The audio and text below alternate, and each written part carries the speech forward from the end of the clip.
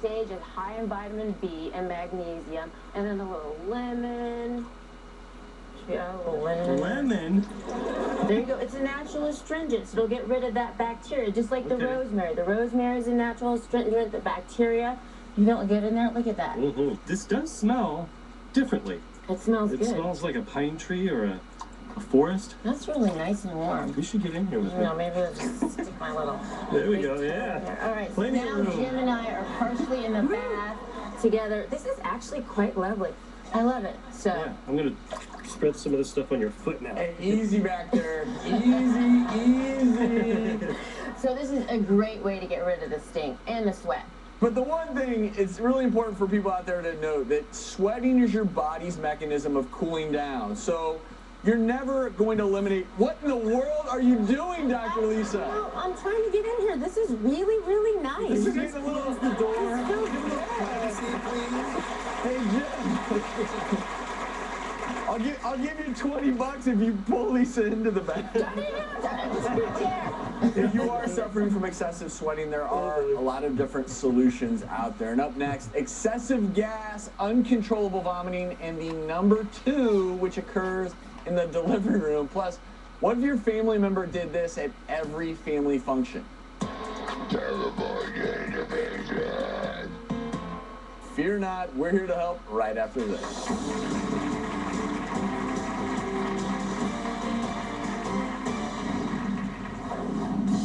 17 years ago, I met this guy. When I got the tattoo, I not only got the first name, I got the last name too.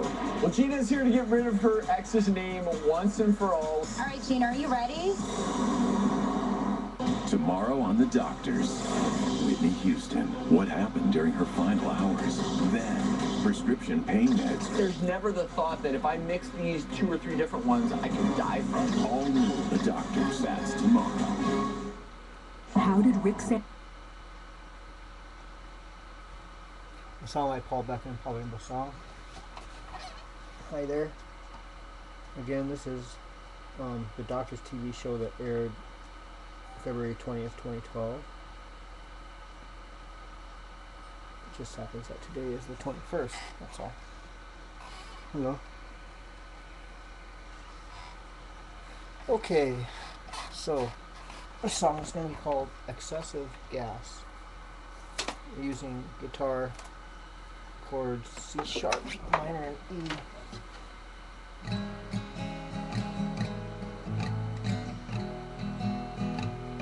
Excessive gas, do you ever have excessive gas?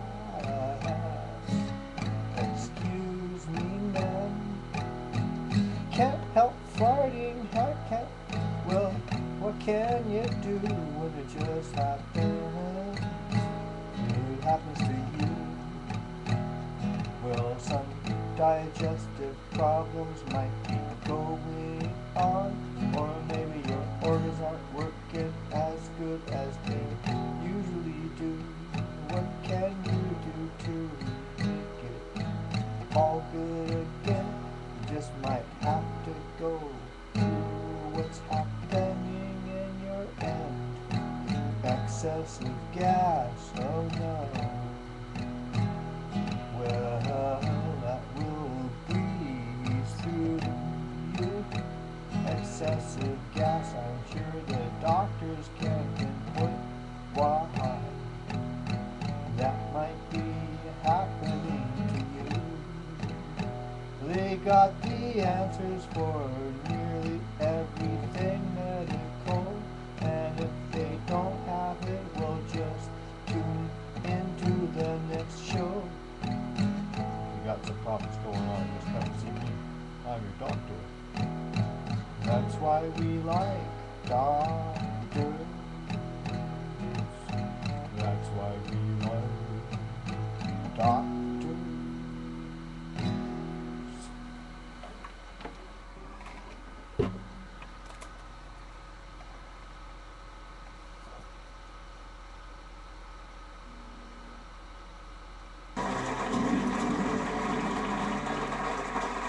Today we're answering your most embarrassing questions ever, and our next question is so embarrassing that our next guest asked us to conceal her identity.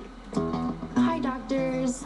Every time I make love to my husband, I end up releasing a lot of liquid, but it only happens after climax. I think it's kind of embarrassing. What is that stuff? Should I be worried about it?